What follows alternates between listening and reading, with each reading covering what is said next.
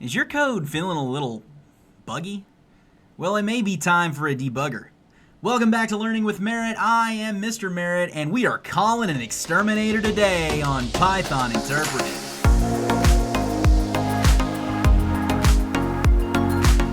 To get started debugging, we need to make sure we have the right extensions installed. And the first thing we're looking for here is the Python Debugger Extension. And if you do not have it, you can come down here to where it says Extensions, this little icon on our left sidebar panel here. You can click on that, and that will open up an ability for you to search for it. You can type Python Debugger, and it should pop up right here at the top. You want to make sure that that is installed because you're going to need it. Once we get that done, we are ready to go and begin doing some debugging. All right, we're ready to get started with our debugging, and in order to do that, we need to set up our environment. Here in VS Code, I've already opened up a folder called Python Interpreted, and inside of that folder, I have a file called main.py. There is the path if you are curious. Over here in main.py, we have a little bit of Python code that you may or may not understand, and that's okay. We're going to help you understand it today with our debugging tool. Then over here on the left, in order to get started with running and debugging, we need to find the run and debug icon. It looks like a little bug with a play sign. And if we cannot find it, you can always hit Control-Shift-D, and that will also open up the run and debug console here. Now we've got our create and launch JSON file button you could also hit run and debug, but we want to start with create and launch a JSON file. We're going to click on that. We're going to select Python Debugger and then Python file debug the currently active Python file. This will open up a launch.json file. If you don't know what JSON is, that is perfectly okay. It stands for JavaScript Object Notation. And if you want to look that up, that is awesome. You should go do that whenever you get a chance. But today, we don't need to know a lot about it. We're simply going to make a few changes. First of all, instead of console here where it says integrated terminal, we want to change that into integrated console. Now what that is going to do is it's going to change the output whenever we run the debugger from the terminal here down at the bottom to the debug console down here at the bottom. There is a good reason for that. If you prefer the terminal, you can always go back and change that. But the debug console is going to get rid of some extra things that just make it a little unclear. I'm going to add a comma at the end of that line and go to the next line, and in quotation marks we are going to add just my code. The default for that is true, and we want to leave that to be true. That way we're not looking through any third-party libraries of code or anything like that that we didn't write and muddies up the waters, makes things a little confusing for us. So we want to just focus on just our code. And then the last thing we're going to add in this case is log to file. Now log to file will prevent any unnecessary log messages that we don't want to have in the actual output here. So once we get that, we need to make sure that we save it, and we can go ahead and exit out of that file, take us back to main.py. And if you look back in your Explorer, that's also Control-Shift-E, or you can click the little icon, you'll now see a .vs code folder that's been created. If you open that up, you will see your launch.json file. So anytime you need to get back to it, as long as you've made a folder, you actually have a launch.json file where you can get right back to those settings and change them and fiddle with them if you need to. To actually begin debugging, up here at the top, we have a play button. I could either hit F5 or I could click the start debugging. Now, it is assuming that I have a breakpoint. If I remove my breakpoint there and I hit play, what will happen is the entire program will execute. It will do everything that it is intended to do, and it will just stop here. So it is important that you actually have a breakpoint. I'm going to add at least one starting here at alphabet. Whenever I click the play button again, you will now see that we are actually debugging. It is highlighted the spot that the line we are on, and then you have a nice little arrow looking thing going on here, over here to show you what line you're on as well. Up here at the top, we have several little function buttons. First of all, we have continue, which is F5. That will take you to the next breakpoint. So let's assume like I have print down here, and I was to click continue. It will take me straight to that new breakpoint. Okay. Then I have step over. This is going to step over any functions that are occurring. So if I've defined a function here and I don't want to actually go through every spot of that function, I just want the function to execute and come back and continue what I'm doing, I would use step over, and of course F10 is for that. If I want to actually look inside that function while I'm doing it, I can use step into. This will take me inside of the function, allow me to see how the function is actually running as well. If I am partway through the function and I've decided that I want to now continue and step out of that function, we have a step out button for that. If I need to restart my debugging like I have here, I can go ahead and hit restart. It will take me all the way back to the beginning. You will see that my stuff reappears. And the final little button, we have stop, and of course you can see its keyboard command there as well. We'll hit stop, and that ends our debugging session. Now let's learn how to actually use the debugger. So here I have Python interpreted, I have my launch.json file set up, and I have main.py. Main.py contains this code here, and it does not have any bugs in it. In fact, it will currently run, and it does exactly what it is intended to do. It will print out a number and a lowercase letter of the alphabet entirely. Again, maybe you don't understand exactly what's going on here, but that's okay because we're going to explain it as we go using the debugger. Right? First thing we need to do is actually, how do we launch the debugger? Over here on Run and Debug, I can click on that, and assuming that you have set up that launch.json file, you should be greeted with this nice little window here. We have 4 little areas: variables, watch, call stack, and breakpoints. And let's talk about those. Breakpoints are the spots in the program that I want to actually stop execution and look a little closer at what's going on. So for example, I could put a breakpoint there and a breakpoint there, and it would stop execution at both of those points and let me see what's going on. Now, as I go, I can continue to go through the program. It's just going to stop at whatever breakpoint I create. Variables is going to keep track of the variables that are in the program. So it could be like alphabet, for example, or I and E. It will track their state and how they change throughout the program as we go. Very, very useful, especially if you're performing operations on variables and you're unsure of what's actually changing. Watch allows you to keep track of particular expressions that are going on throughout the program, and we'll look a little closer at that later as well. The call stack is going to keep track of any repetitive calls that we make to functions, for example, and keep track of those functions and their state as we go. I'll show you an example of that as well a little later. All right, breakpoints are pretty simple. Raised exceptions, uncaught exceptions, user uncaught exceptions. These may or may not be checked for you. I'm going to recommend, at least in the beginning, that you leave them unchecked just to not muddy the water on what you're doing. Okay, there's a couple of different options we have here. Let's say I've created several breakpoints, and you'll see they're updating over here. Each of these is a particular breakpoint, and it tells me what line that we are looking at there for that breakpoint. If I want to clear all of the breakpoints, I can click this Remove All Breakpoints button, and it removes them all. If I click just one, again, it shows up again there. If I want to skip the active breakpoints, right? I don't want to delete them. Maybe I make several here, and I don't want to delete them. I just want to skip over them. I can click this Toggle Active Breakpoints. Okay, I can also hit the little plus button here, and it can write in what we want to break on. So I'll clear that out, and I just recommend at the beginning you just toggle your breakpoints over here. Make it real easy for you unless you have a longer program you're trying to debug. And if you keep these raised exceptions, uncaught exceptions, things like that out of the way, it mostly won't cause a problem for you. Now let's take a look at how we can actually use debuggers in practice. Now there are two ways you might use a debugger. One is obvious. It's for debugging your code, right? You've got some bug in there. This is really great for dealing with logical errors where maybe your code runs as expected. There's no runtime or syntax errors, but you just cannot figure out why it is doing something you didn't intend for it to do. And debuggers are going to really help you track that down.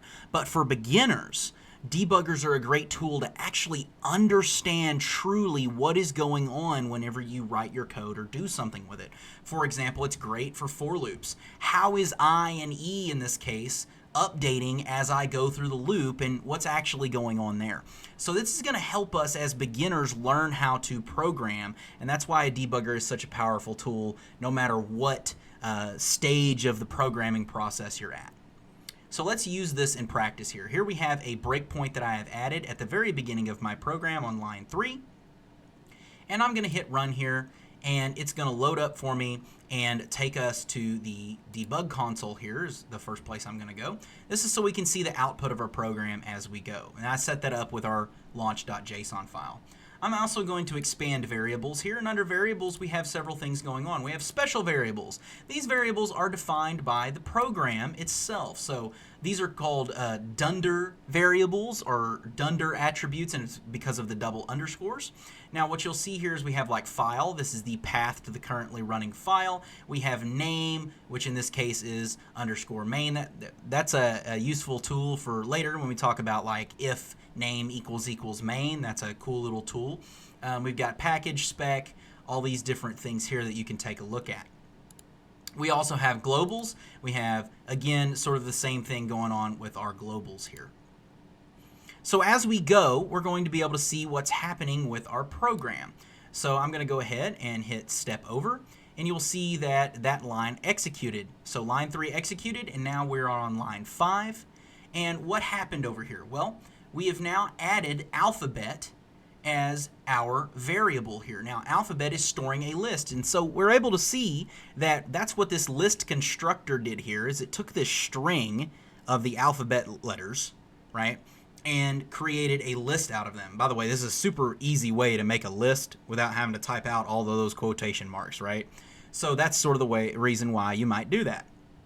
But now we understand that created a list. Now we're on this line. Whenever I hit step over again, we're going to see, oh, it updated with E and I here. Now you'll notice it's showing up in both locals and globals, and that has a little bit to do with scoping, because whether something is local or global depends entirely upon context. So what I'm going to do is I'm going to go ahead and just close globals for right now, and we're going to leave locals up here. So E and I, we now know what they're doing. They are actually storing, I is storing a 0, which is a number, and E is going to store A, which is a letter here, or a character. Now, what's going on here is enumerate is actually returning a tuple, or a tuple, however you prefer to say it, and whenever it does that, I and E get assigned those values. So let's see what's going on. I'll hit step over, and you'll see the first print got executed, and we have 0:A. And now what's going to happen is I hit step over again, you'll see E and I have updated. So I is the index for each of these spots up here. E is representing each element in our list as we go. And as I continue to play it, you'll see that it prints out and updates the values, prints out, updates the values, prints out, updates the values. And if I hit this enough, eventually we could make it through the entire alphabet all the way. So you can see step by step what's actually going on here in the code. And that makes this a very useful little tool. So we're looking at variables. It helps you know what those variables are as you go. To understand how to use watch, it's actually very simple. Let's say there's something in the program that you want to check or look at, but it's not directly written in the program. For example, this is a super oversimplification, but what if I did like 4 is greater than 2, right? It will actually tell me whether or not 4 is greater than 2 when I start debugging, right? So if I hit the debugger here, it will tell me that is true. Now, I can't imagine why you would write something like this, but you can write little expressions over here that can be kept track of, and it has access to the variables inside of your code here. So if we take a look and I get rid of that, let's say I just want to get just a slice of alphabet. So I'll do alphabet, and I want to know alphabet from 0 to, let's say, I don't know, 4. And of course I could have just left part of that out, but what it does here is right now it says name error because this hasn't executed yet, but the minute that I step over it, now it gives me alphabet from 0 to 4. So it allows me to see what that slice is actually getting as we go. Maybe I want to add something else. Let's say that I want to know what the decimal representation of the characters are as we go. This seems like a weird thing, but I could do ORD E, right? And E is currently not defined again, but if I say step over, you'll see E has been defined. And then as I step over again, it becomes 98 and 99. And as we go through the program, we can write these little expressions to see what's going on. Maybe I want to, I don't know, I want to see what I is the whole time. It will just keep track of I for me. Then, of course, it'll also be kept track of up here in the variables, but I could also keep track of specific variables here in watch and only watch what I want to watch there. Okay. So watch is very useful in order to write your own little expressions to keep track of, and they will update as the program updates to reflect whatever you're trying to understand about what's going on. Now, to understand how the call stack is going to work and help us, we actually need a function here, and in this case I have decided to use the factorial function because recursive algorithms And what recursive means is where we call the function inside of its own definition. These are notoriously difficult for beginners to understand. So as a Python programmer, if you want to help yourself understand these recursive calls, we can use the call stack. Now the call stack is going to show me each subsequent call of a function. So I'm going to go ahead and hit Start Debugging here. The first thing that's going to pop up on the call stack is where it says module. Now this is the execution of my module, and module in this case just means file, so main.py. Now whenever I'm looking on this, I can see all of my variables that I have. I have factorial equals. Now factorial is in this case a attribute of my module, so that's where I'm getting the function variables there. But as we step into this, by the way, if I step over, let's see what happens. If I step over, it just gives me the result, and then it's over. So I never actually saw inside of my factorial function. And that is why step into is going to be useful to us here. So I'm going to hit play again. And this time, instead of step over, I'm going to hit step into. Now what happens there is you see that added to the call stack, again on top of module, we have factorial there. Factorial is my first call of factorial, and what we see n is equal to 5 in that call because I passed the argument 5. Now if you don't know what a factorial is, that's really helpful to know here. Factorial is basically where we take a number and then every number from that number all the way down to 1 we're going to multiply. So 5 times 4 times 3 times 2 times 1, and in this case we should get the result of 120. The classic mathematical way to represent factorial is 5 with an exclamation point, but in this case we are programming, so we need a function. So I've stepped inside of my factorial function here, and we're going to continue to click step into because we want to see inside of each of those calls. So factorial n is 5. As I click step into, we're going to execute a new call of factorial. So now we've added that new call on top of the old one. So we can see the old one where n was 5, and now we can see the new one where n is 4. And we're going to keep doing this as we go. And eventually, as we go, we're going to keep adding onto the stack all the way down until finally we get to the point where n is now 1. And this is going to result in this if statement returning, after we get past 1, that says less than 1. After we get past 1, that's going to result in it returning the number 1. So here we are at factorial n equals 0. Since n is less than 1, we're going to return 1. And I want you to watch very closely what's going to happen over here as we see the returns. Remember, we have factorial 5, 4, 3, 2, 1, and 0. And they're all stacked on top of each other. Now the way a stack is going to work is we're going to pop off of the stack. So the top one's going to come off first, then the next one, then the next one, then the next one, next one, next one, all the way till we're back to module here. So we're going to hit step into again. And you see we returned 1. So watch what's happening to this value as we go. So we popped off 1, now we popped off another, now we popped off another, and you see factorial starting to go up. N is also going back to the previous calls, and we eventually get all the way back to the very first call, and we have returned factorial 120, and I'll click step into, and we get our final answer here.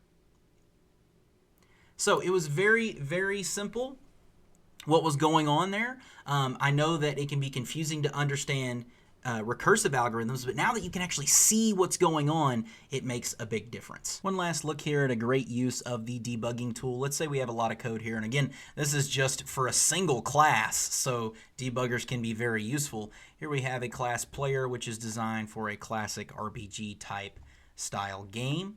And if we look at this down here at the bottom, here we have where a player is created. We call this instantiation, and I have a breakpoint. I'm going to go ahead and step over that point, and maybe I want to know what the heck is going on with player, what information we know about player. Under variables, I can come here, and if I drag this over just a little bit, we can find here is my player object, and of course that's telling me the location in memory that the player object is stored.